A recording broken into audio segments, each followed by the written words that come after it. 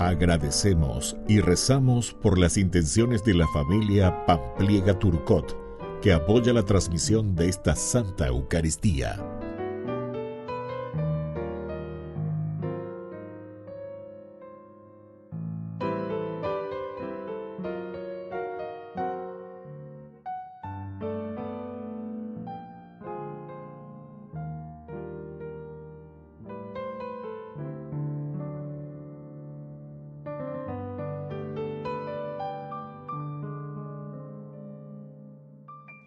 Sean muy bienvenidos, queridos hermanos, a nuestra celebración.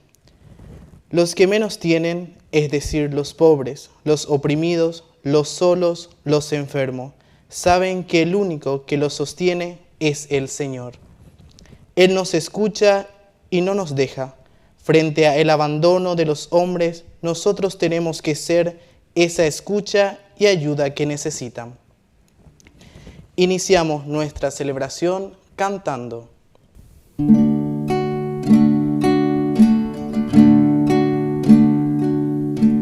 Bendeciré al Señor en todo tiempo, y mi boca no cesará de alabarlo.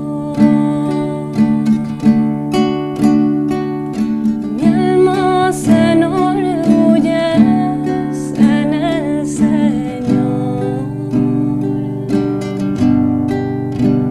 que lo oigan los humildes y se alegren. Prueben qué bueno es el Señor, hagan la prueba y véanlo. Dichoso aquel que busca en el refugio. Prueben qué bueno es el Señor, hagan la prueba y véanlo. Dichoso aquel que busca en el refugio.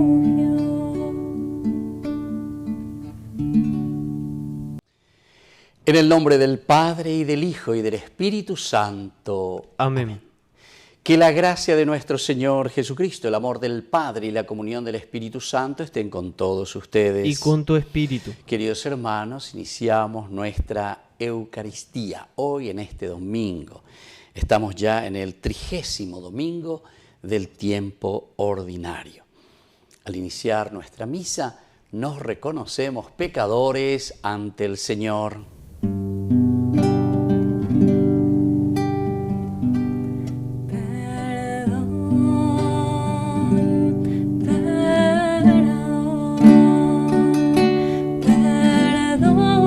Perdóname, Señor, ante ti yo pequé. Perdóname, Señor.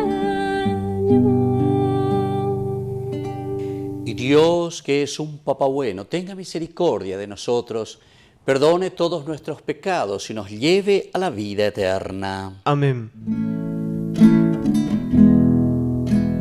Gloria, gloria, gloria al Señor, gloria en el cielo, gloria en la tierra.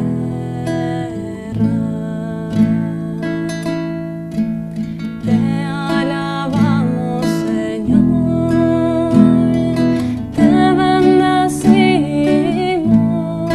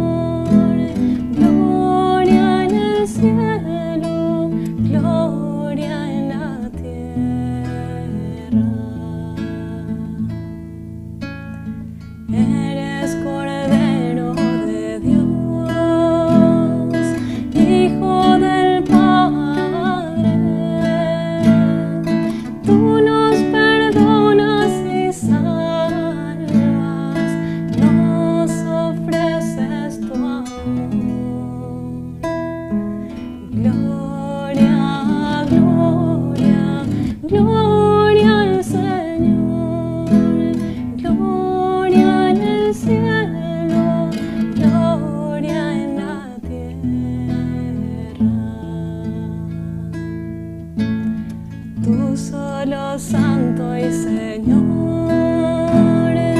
tu Jesucristo,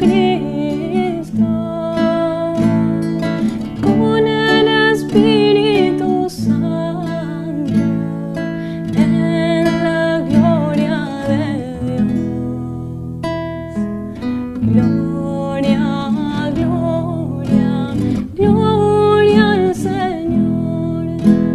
Gloria en el cielo, gloria en la tierra.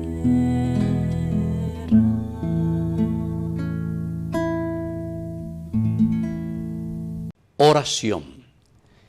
Dios Todopoderoso y Eterno, aumenta nuestra fe, esperanza y caridad. Y para conseguir lo que nos prometes, ayúdanos a amar lo que nos mandas.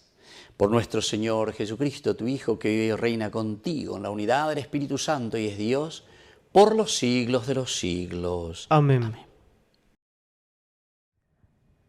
Lectura del libro del Eclesiástico. El Señor es juez y no hace distinción de personas. No se muestra parcial contra el pobre y escucha la súplica del oprimido. No desoye la plegaria del huérfano, ni a la viuda cuando expone su queja. El que rinde el culto que agrada al Señor es aceptado, y su plegaria llega hasta las nubes. La súplica del humilde atraviesa las nubes, y mientras no llega a su destino, él no se consuela. No desiste hasta que el Altísimo interviene, para juzgar a los justos y hacerles justicia. Palabra de Dios. Te alabamos, Señor.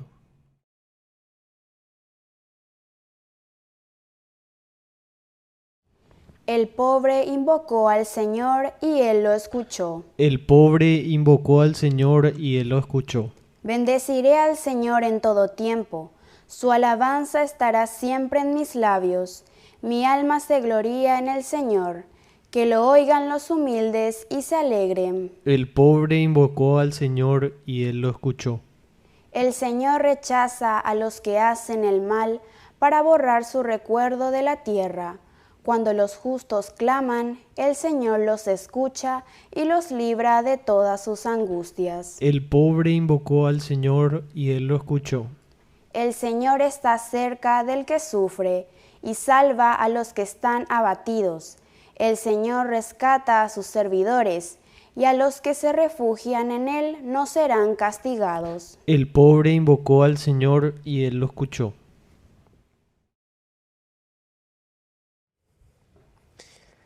Lectura de la segunda carta del apóstol San Pablo a Timoteo.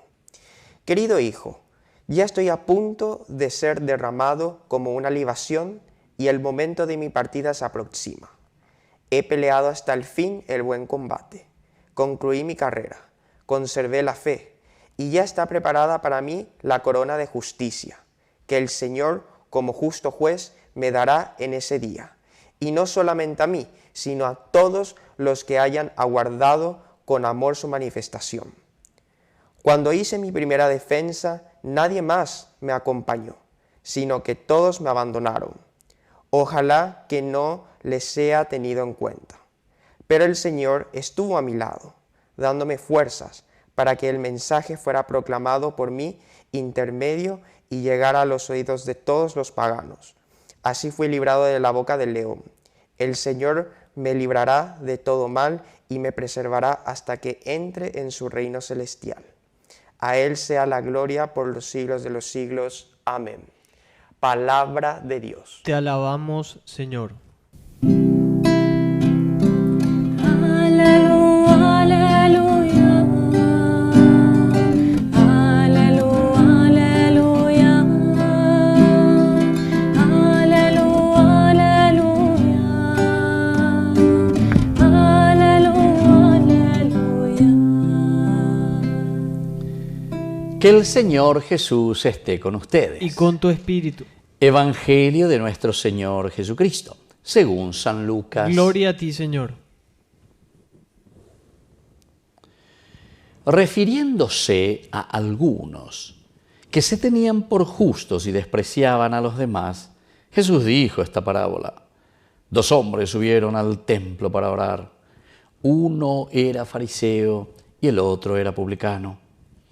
El fariseo de pie oraba así: Dios mío, te doy gracias porque no soy como los demás hombres, que son ladrones, injustos y adúlteros, ni tampoco como ese publicano. Ayuno 2 veces por semana y pago la 10ª parte de todas mis entradas. En cambio, el publicano, manteniéndose a distancia, no se animaba siquiera a levantar los ojos del cielo, sino que se golpeaba el pecho diciendo: Dios mío, ten piedad de mí, que soy un pecador. Les aseguro que este último volvió a su casa justificado, pero no el primero, porque todo el que se eleva será humillado, y el que se humilla será elevado. Palabra del Señor. Gloria a ti, Señor Jesús. Queridos hermanos, hoy, en este ya 30º domingo del tiempo ordinario, la palabra de Dios, como siempre, que viene a nuestro encuentro, nos trae con su palabra el entusiasmo, la vida, que podamos seguir adelante.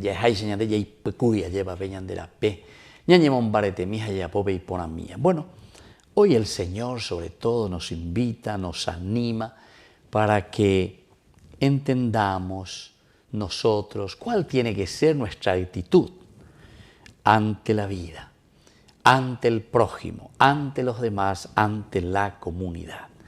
Nos pone esta hermosa parábola, nos pone este hermoso ejemplo. Primero, refiriéndose, porque está hablando de aquellos que se consideraban justos, más bien como estos que se consideran justos, pero que desprecian a los demás. Creen que son justos, creen que hacen todo bien las cosas, porque hoy guapa oí, y otros juzgar a todo el mundo, ¿verdad? Entonces, aquí, ante esta situación, el Señor nos va a contar esta parábola. Entonces les dijo eso: 2 hombres, y aquí viene. Se van a rezar al templo, uno era fariseo y el otro era publicano. Los 2 arquetipos, es decir, los 2 modelos que tenemos aquí, el publicano y el fariseo. Pero miremos un poco el fariseo. En primer lugar, luego está de pie. Bueno, está muy bien. Estar de pie significa como estar vigilante, estar atento. Y cierto, una de las características esenciales y fundamentales del movimiento farisaico era eso, ¿verdad? O sea, esta gente no es criticada por las cosas lindas y positivas que tenían, ¿verdad? Sino que ahora vamos a ver qué es lo que el Señor está criticando. Porque en el fondo, quienes salvan también la religión de los israelitas, es decir, de los judíos, el judaísmo, son los fariseos, ¿verdad? Que se ponen, que se empeñan, que luchan, pero parece que aquí está algo que ya os asama la raya, ya es señales. Os asama la raya. Os voy a la de ya la vendo ustedes. Y entonces les dice las cosas, atención. Y después, sobre todo, cuando quedan simplemente en lo externo y cuando quedan simplemente en la ley por la ley. Y aquí uno que se pone a rezar ante el Señor y comienza a decir: Dios mío, te doy gracias porque no soy como los demás hombres. Bueno, hasta ahí está muy bien. Y que tú y pones, no soy como los demás hombres. Y cierto, vos sos fariseo y sabemos que tenés tus leyes. Ahí pones, o meneres ya poponás y no hay problema. No soy como los demás hombres, que son ladrones, injustos y adúlteros. Bueno, también hasta ahí podemos decir que sí. Oye, ya cuá, están ahí la de sociedad, vean de ahí. Y gatula ya cuá, ¿verdad? Que existen estas situaciones. Ladrones, injustos, adúlteros, encontramos estas situaciones. Nadie nos va a negar, queridos hermanos, que estas situaciones existen, ¿verdad? De nuestra sociedad. Pecados de nuestra sociedad, pecados personales, pecados que encontramos en el día a día. Ladrones, nosotros podemos ser, y no está mal que uno se dé cuenta. O sea, vos te das cuenta que ese es un ladrón, y punto. Y lo que el fariseo está diciendo es, bueno, porque no soy ladrón. Y bueno, está bien, si lo dice de conciencia, pero muy bien. O sea, ¿dónde está el mal? Está muy bien hasta ahí. Injusto, tampoco, no soy injusto, Señor, y listo. Y tampoco soy adúltero, bueno, tampoco sos adúltero. Muy bien, te aplaudo si querés. Ni tampoco como ese publicano. ¡Ay, ay, ay, ay! Aquí sí. Aquí ya no se cayó de Yara.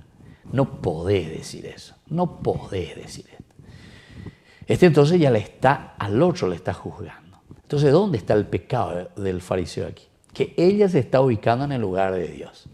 Entonces, sientas ahí, se ya por poner las cosas, así de más bandeja, ya pongan, y se lleva, y se venían de Yara.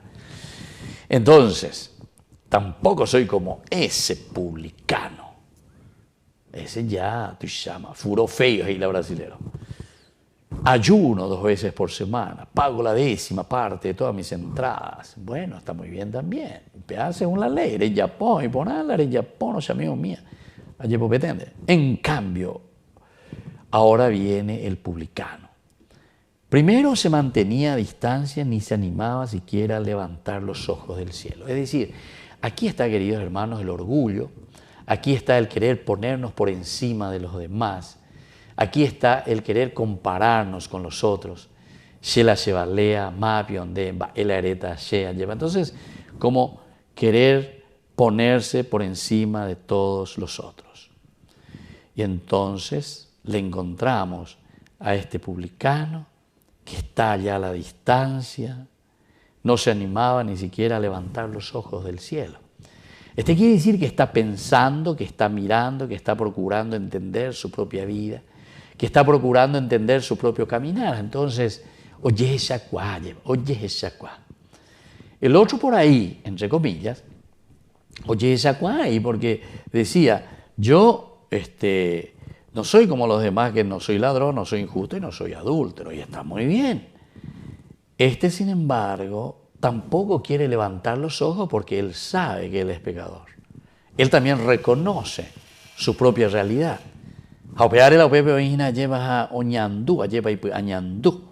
Y esto le está doliendo.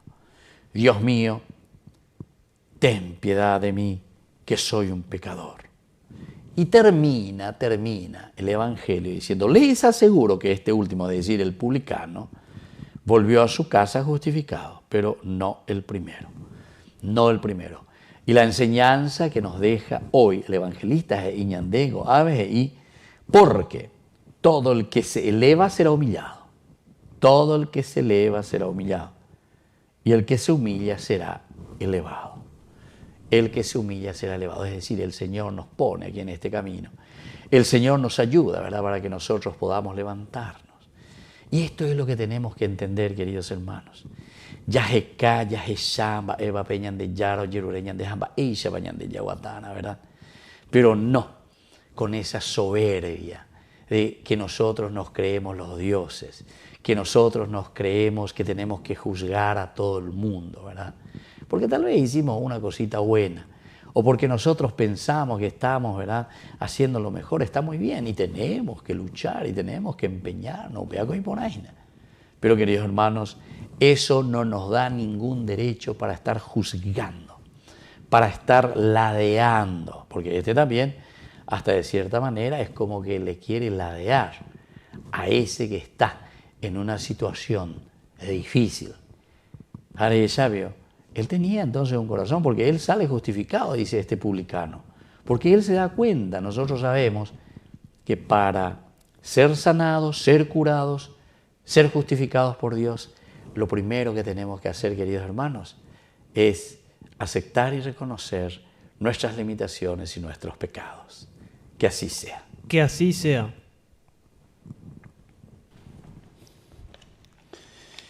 Queridos hermanos, profesamos nuestra fe. Creo en Dios, Padre Todopoderoso, Creador del cielo y de la tierra. Creo en Jesucristo, su único Hijo, nuestro Señor, que fue concebido por obra y gracia del Espíritu Santo. Nació de Santa María Virgen, padeció bajo el poder de Poncio Pilato, fue crucificado, muerto y sepultado. Descendió a los infiernos, al tercer día resucitó de entre los muertos, subió a los cielos y está sentado a la derecha de Dios Padre Todopoderoso. Desde allí ha de venir a juzgar a los vivos y a los muertos. Creo en el Espíritu Santo, la Santa Iglesia Católica, la comunión de los santos, el perdón de los pecados, la resurrección de la carne y la vida eterna. Amén. Queridos hermanos, presentemos ante el Señor nuestras intenciones. A cada intención respondemos: Padre, recibe nuestras plegarias. Padre, recibe nuestras plegarias. Por el pueblo de Dios que peregrina en el Paraguay, para que no se canse de orar por la unidad, la justicia, la fraternidad y la concordia en nuestra querida nación, oremos. Padre, recibe nuestras plegarias. Por las misiones en el mundo entero, para que el Señor bendiga a cada misionero y nos comprometamos todos en cooperar en la ardua tarea evangelizadora, oremos. Padre, recibe nuestras plegarias. Por los agentes de pastoral de nuestras parroquias, para que seamos en todo momento testimonio de humildad y de la acción misericordiosa de Dios ante los demás, oremos. Padre, recibe nuestras plegarias. Por nosotros, para que crezcamos una y otra vez en la confianza en la misericordia divina, oremos. Padre, recibe nuestras plegarias. Dios, Padre de bondad, escucha todas estas oraciones que acabamos de presentarte. Por el mismo Jesucristo, nuestro Señor. Amén. Un niño se te acercó aquella tarde, sus 5 panes te dio para ayudarte.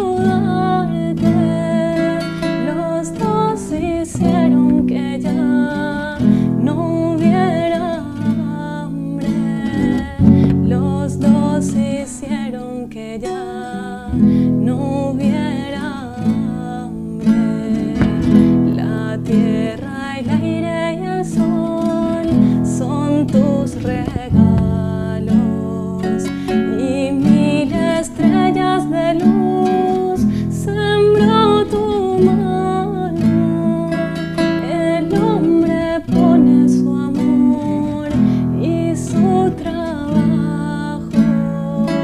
El hombre pone su amor y su trabajo. También yo quiero poner sobre tu mesa mis 5 panes que son una promesa de darte todo mi amor y mi pobreza, de darte todo mi amor y mi pobreza.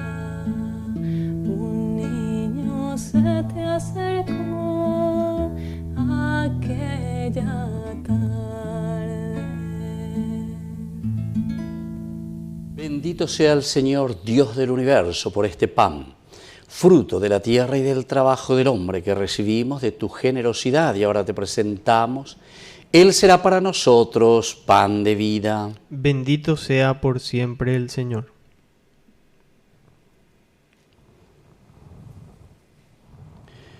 Bendito sea, Señor, Dios del universo, por este vino, fruto de la vida y del trabajo del hombre que recibimos de tu generosidad y ahora te presentamos. Él será para nosotros bebida de salvación. Bendito seas por siempre, Señor.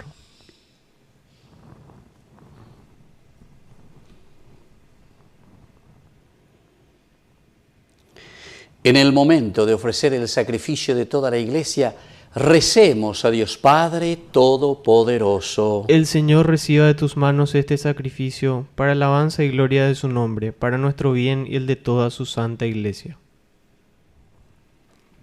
Oración. Mira, Padre, las ofrendas que te presentamos y que la celebración de estos misterios sea para tu gloria y alabanza. Por Jesucristo nuestro Señor. Amén. Que el Señor Jesús esté con ustedes. Y con tu espíritu. Levantemos el corazón. Lo tenemos levantado hacia el Señor. Demos gracias al Señor nuestro Dios. Es justo y necesario. En verdad es justo y necesario nuestro deber y salvación darte gracias siempre y en todo lugar, Señor Padre Santo, Dios Todopoderoso y Eterno, porque manifestaste admirablemente tu poder no solo al socorrer nuestra débil naturaleza con la fuerza de tu divinidad, sino al prever el remedio en la misma debilidad humana, y así, de lo que fue causa de nuestra ruina, hiciste el principio de nuestra salvación. Por Cristo nuestro Señor, por Él, los ángeles cantan con júbilo eterno, y nosotros nos unimos a sus voces, cantando humildemente tu alabanza.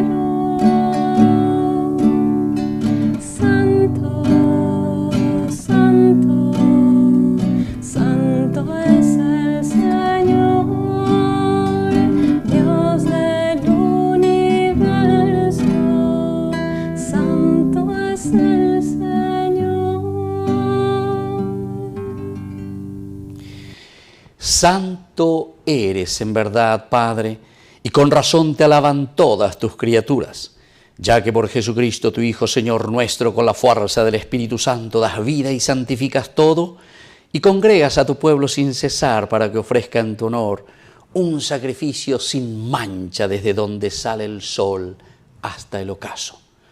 Por eso, Padre, te suplicamos que santifiques por el mismo Espíritu estos dones que hemos separado para ti, de manera que sean cuerpo y sangre de Jesucristo, Hijo tuyo y Señor nuestro, que nos mandó celebrar estos misterios. Porque Él mismo, la noche en que iba a ser entregado, tomó pan, y dando gracias te bendijo, lo partió y lo dio a sus discípulos, diciendo: tomen y coman todos de él, porque esto es mi cuerpo, que será entregado por ustedes.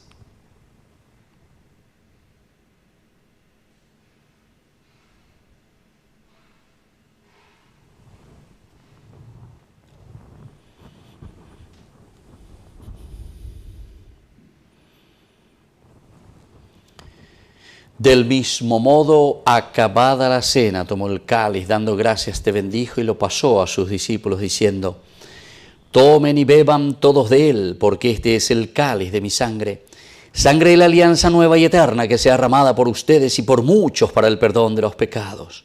Hagan esto en conmemoración mía.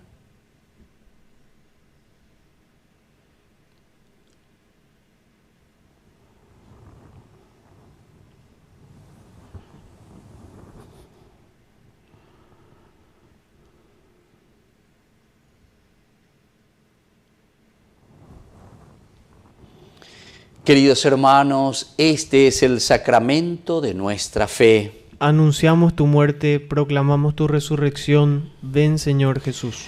Así pues, Padre, al celebrar ahora el memorial de la salvación y de su admirable resurrección y ascensión al cielo, mientras esperamos su venida gloriosa, te ofrecemos en esta acción de gracias el sacrificio vivo y santo.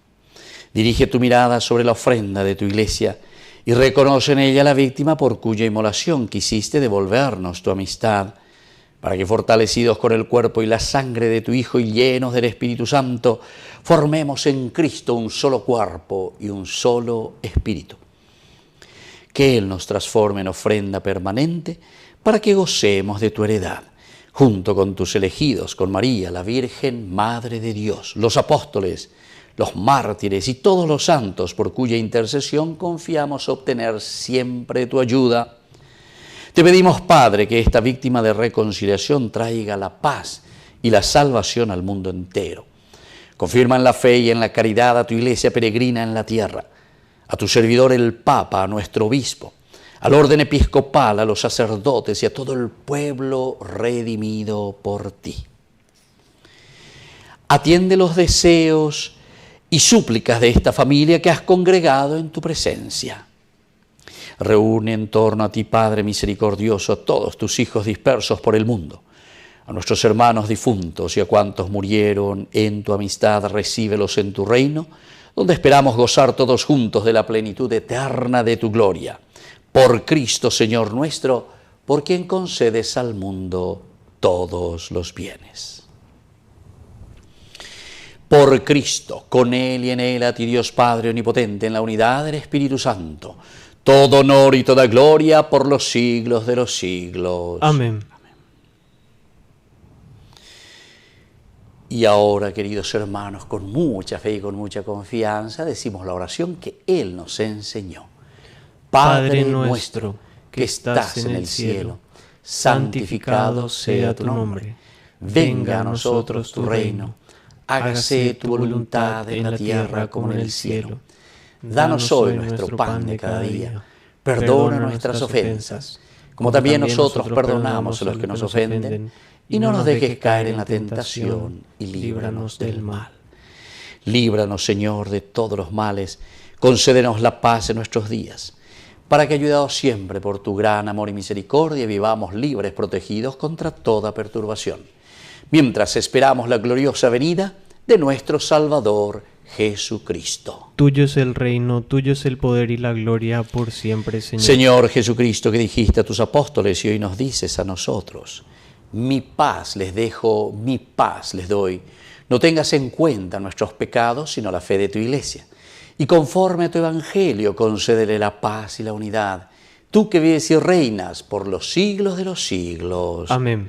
Que la paz del Señor esté siempre con ustedes. Y con tu espíritu. Cordero de Dios, que quitas el pecado del mundo, ten piedad, piedad de nosotros. Cordero de Dios, que quitas el pecado del mundo, ten piedad, piedad de nosotros. Cordero de Dios, que quitas el pecado del mundo, danos la paz, danos la paz.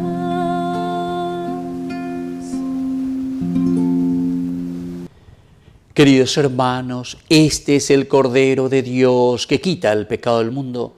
Dichosos somos nosotros los invitados a la cena del Señor. Señor, no soy digno de que entres en mi casa, pero una palabra tuya bastará para sanarme. El cuerpo y la sangre de Cristo nos guarden a todos para la vida eterna. Amén. Oración de comunión espiritual. Creo, Jesús mío, que estás real y verdaderamente presente en el Santísimo Sacramento del altar. Te amo sobre todas las cosas y deseo recibirte en mi alma. No pudiendo hacerlo ahora sacramentalmente, ven al menos espiritualmente a mi corazón. Y como si ya te hubiese recibido, te abrazo y me uno del todo a ti. Señor, no permitas que jamás me aparte de ti. Amén. Los lirios del campo y las aves del cielo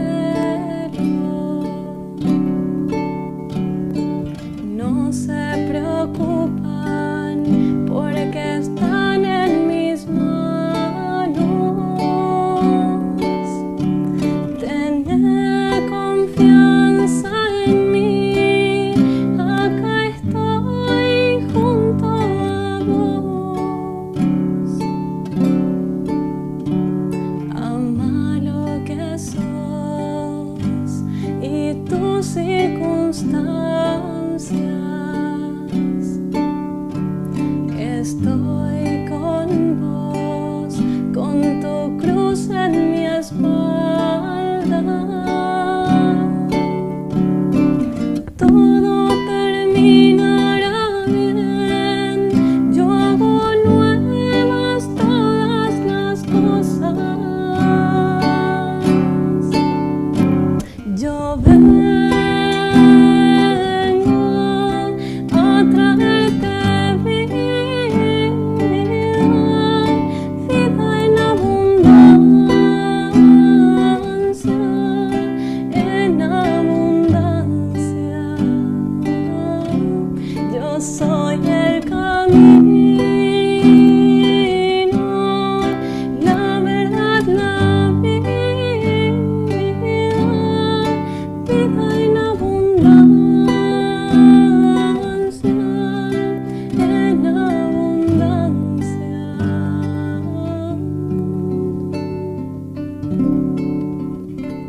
No hice al hombre para que esté solo.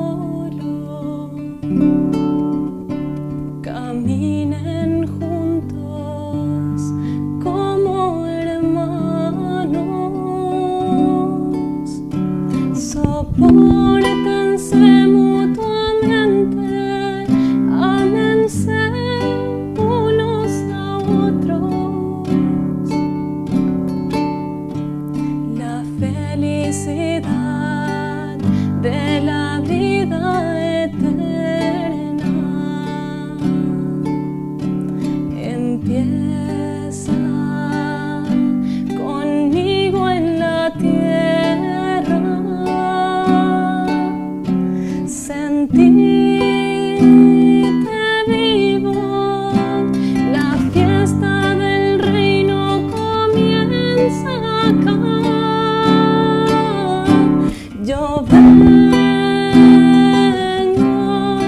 a traerte vida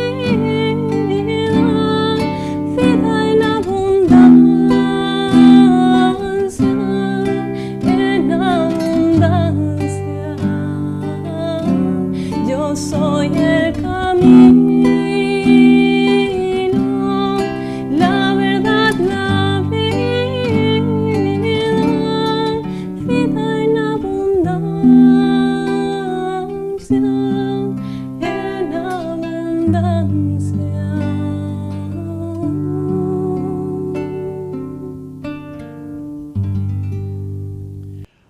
Oración final.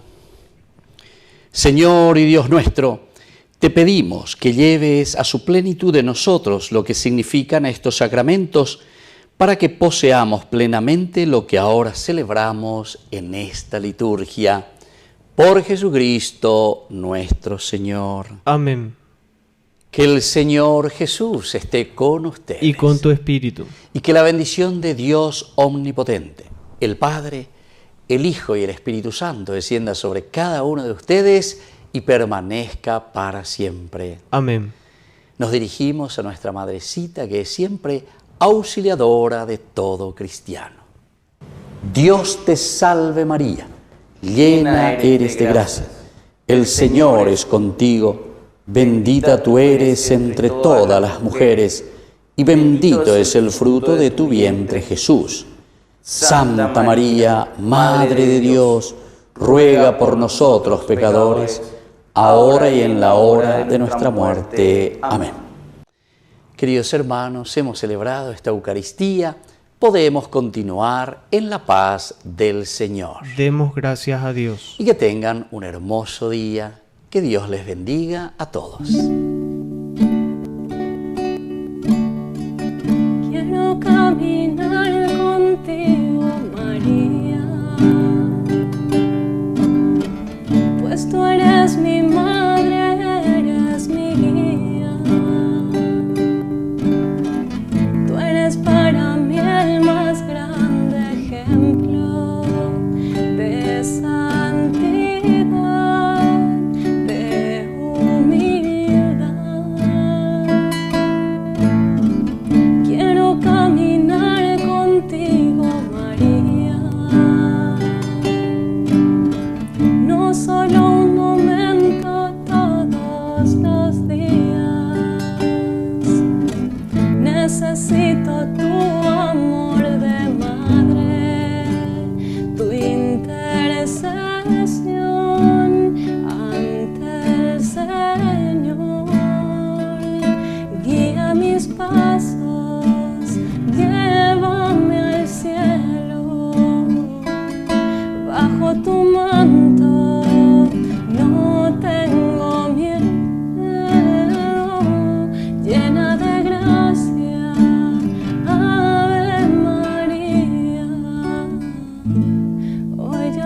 ofrezco toda mi vida.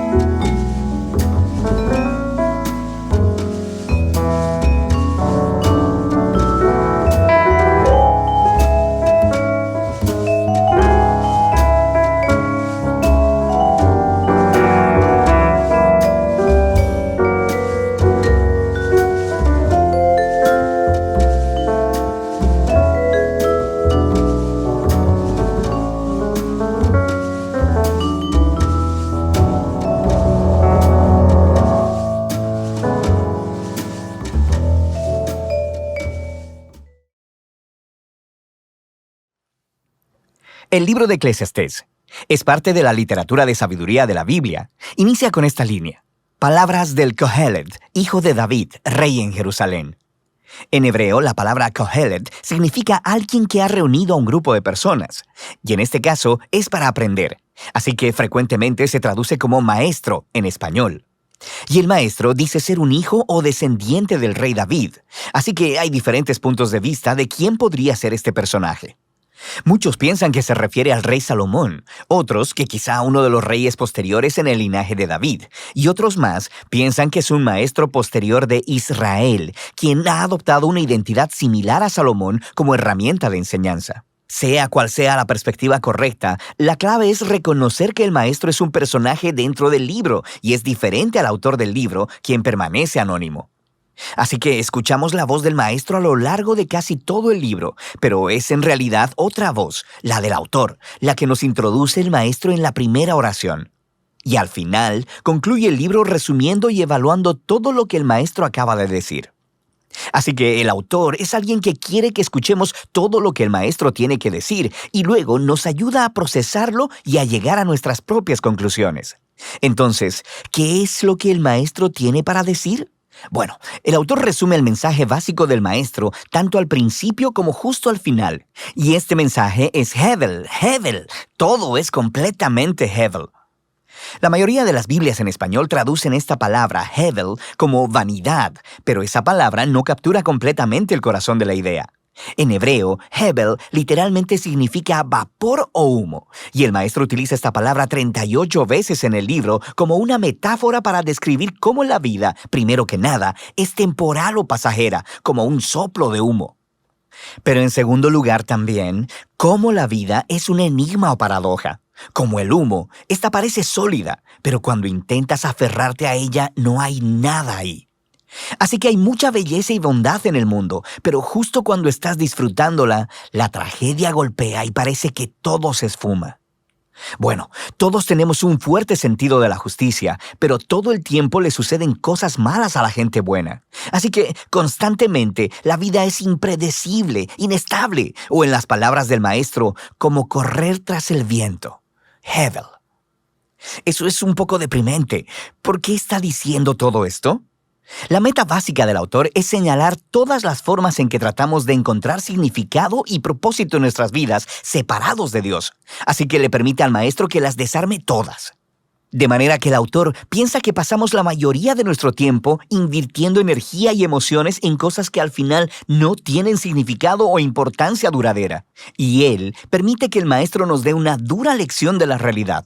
Puedes ver esto más claramente en los poemas iniciales y finales, que se enfocan primero que nada en el tiempo y luego en la muerte. Así que el maestro dice, puedes pasar tu vida entera trabajando y logrando cosas porque piensas que eso hace que tu vida tenga significado. Realmente deberías detenerte y considerar el paso del tiempo. A pesar de todo el esfuerzo humano que ocurre en el mundo, en realidad nunca nada cambia. Así que, claro, desarrollamos tecnología y construimos naciones que se levantan y caen, pero ve y escala una montaña y mira si a esta le importa. Ella estaba ahí antes que todos nosotros y estará ahí mucho después. Quiero decir, dentro de 100 años, nadie va a siquiera recordarte o nada de lo que hiciste, pero esa montaña seguirá ahí. Y las olas seguirán rompiéndose en la playa y el sol seguirá saliendo y poniéndose. Así que el tiempo eventualmente nos borrará a ti y a mí y a todo lo que nos importa. Y como si eso no fuera lo suficientemente desalentador, el maestro, a lo largo de todo el libro, no puede dejar de hablar acerca de la muerte, especialmente en este poema cerca del final. Él dice que la muerte es el gran ecualizador y hace que la mayoría de nuestras actividades diarias sean insignificantes. Devora a los sabios y a los necios, a los ricos y a los pobres. No importa quién seas, lo que hayas hecho, bueno o malo, todos moriremos y no hay escapatoria. Así que, con estas dos ideas en la mano, el maestro continúa considerando todas las actividades y las falsas esperanzas en las que invertimos nuestras vidas para encontrar significado e importancia, como las riquezas o una carrera, el estatus social o el placer. De manera que, ¿crees que trabajar duro hará que tu vida valga la pena? Piensa acerca del estrés y el daño que te produce, toda la ansiedad y las noches sin sueño. Y para cuando hayas generado alguna riqueza, ya serás demasiado viejo para disfrutarlas. Y para cuando tengas que dejárselas a alguien, a ellas quizá ni les importe nada de lo que hiciste para ganarlas. O quizá pienses que el placer hará que la vida valga la pena para ti. Anda, vive para tus vacaciones, vive para las fiestas de fin de semana. El lunes siempre llegará. Hevel, todo es completamente Hevel. Entonces, ¿qué está promoviendo el maestro? ¿Que nos convirtamos en hedonistas o en puros relativistas? Bueno, no. Eso también sería Hevel. El maestro reconoce las ideas de Proverbios de que vivir con sabiduría y en el temor del Señor tiene ventajas reales. Si vives así en general, te irá bien en la vida. Pero mira, el problema es que incluso viviendo en la sabiduría y el temor del Señor, eso también es Hevel, porque no garantiza una buena vida. Hay buenas personas que mueren trágicamente y hay personas horribles que viven una vida larga y próspera. Simplemente hay demasiadas excepciones, así que incluso la sabiduría es Hevel. No es vanidad, sino un enigma. La sabiduría no siempre funciona de la manera en que piensas. Entonces, ¿cómo podemos avanzar en medio de toda esta Hevel? Y aquí, paradójicamente, el maestro descubre la clave para el verdadero disfrute de la vida bajo el sol. Es aceptar Hevel, es reconocer que todo en tu vida está completamente fuera de tu control. Alrededor de 6 veces diferentes en algunos de los momentos más deprimentes de sus monólogos, el maestro habla acerca del regalo de Dios, que es el disfrute de las cosas sencillas y buenas de la vida, como la amistad o la familia, una buena comida o un día soleado. No puedes controlar estas cosas, ciertamente no te están garantizadas, pero esa es su belleza. Cuando llego a adoptar una postura de completa confianza en Dios, eso me libera para simplemente disfrutar mi vida como la estoy experimentando, no como pienso que debería ser. Porque incluso mis expectativas acerca de cómo la vida debería ser son al final de todo Hevel. Todo bajo el sol es, en último término, Hevel. Y así llegan a su fin las palabras del maestro. Justo ahí, al final, el autor habla de nuevo y concluye todo. Él dice que es muy importante que escuchemos las palabras del maestro. Él las iguala a la vara de un pastor con un aguijón, una punta, que podría lastimarte cuando te pincha. Pero él dice que el maestro está intentando pincharte para hacer que te muevas en la dirección correcta, hacia una mayor sabiduría. El autor luego nos advierte que podrías llevar demasiado lejos las palabras del maestro y podrías pasar tu vida entera en los libros tratando de resolver los enigmas existenciales de la vida. No lo intentes, dice, porque nunca lo lograrás. Así que más bien, el autor ofrece su propia conclusión, y es esta: teme a Dios y guarda sus mandamientos. Este es todo el deber de los humanos, porque Dios juzgará cada obra, cada cosa oculta, ya sea buena o mala. Y así que el autor piensa que es bueno dejar que el maestro rete tus falsas esperanzas y te recuerde que el tiempo y la muerte hacen que la mayor parte de tu vida esté completamente fuera de tu control. Pero lo que le da a la vida el verdadero significado es la esperanza del juicio de Dios. La esperanza de que un día Dios quitará toda Hevel y traerá verdadera justicia a nuestro mundo. Y es esa esperanza la que debe motivar a una vida de honestidad y de integridad delante de Dios, a pesar del hecho de que me mantenga confundido por la mayoría de los misterios de la vida. Y esa es la sabiduría del libro de Eclesiastés.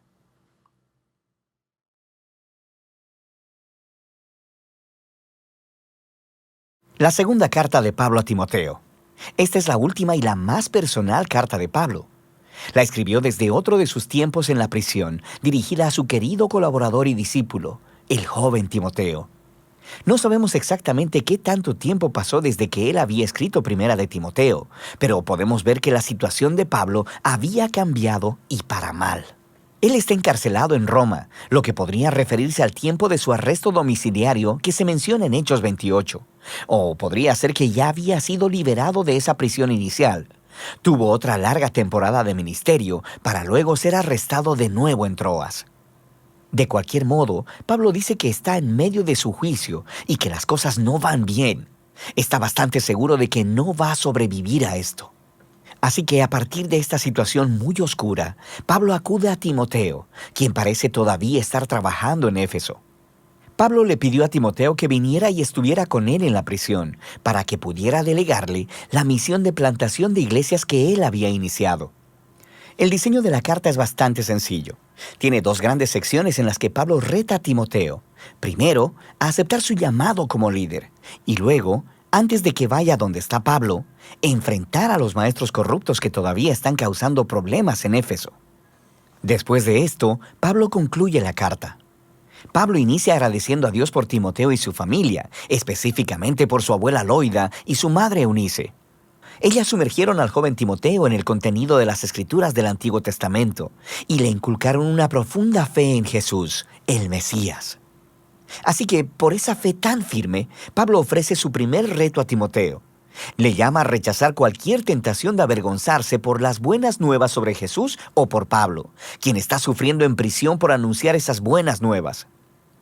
Ahora, la razón por la que Pablo necesita enfatizar esto es por el estigma negativo que se ganó por sus muchas prisiones. Esto hizo dudar a muchos de los colaboradores de Pablo de hasta su llamado a ser apóstol. Él menciona a dos hombres, a Figelo y a Hermógenes, quienes habían abandonado a Pablo porque estaban avergonzados de ser asociados con él, porque ahora era un criminal acusado. Así que Pablo le pide a Timoteo que rechace cualquier temor a la vergüenza y que vaya a verlo. Ahora, Pablo sabe que esta es una petición muy costosa. Podría poner en riesgo a Timoteo. Así que él le recuerda a Timoteo que la gracia de Jesús es una fuente de poder, y esto es muy importante. La vas a necesitar, porque seguir a Jesús no es fácil, demanda todo de ti. Pablo compara el seguir a Jesús con el ser reclutado como soldado, quienes procuran agradar a su comandante, o con un atleta, quien entrena su cuerpo para una competencia. O es como un labrador, trabajador y dedicado. Cada una de estas tres metáforas aluden a una persona que está comprometida con algo más grande que sí misma y quien está dispuesta a sacrificarse y soportar situaciones difíciles para alcanzar un objetivo mayor. Y, por supuesto, el más grande ejemplo de esto es Jesús mismo. Por su compromiso con el Padre, Él sufrió la crucifixión a manos de los romanos. Y de manera similar, Pablo mismo está ahora sufriendo en una prisión romana. Las dificultades y el sacrificio son inherentes a la vida cristiana, y esta es la razón por la que la resurrección de Jesús es el fundamento de la esperanza cristiana, o como lo resume Pablo en un breve y muy poderoso poema, que si morimos con Él, también viviremos con Él. Si perseveramos, también reinaremos con Él. Si lo negamos, Él también nos negará.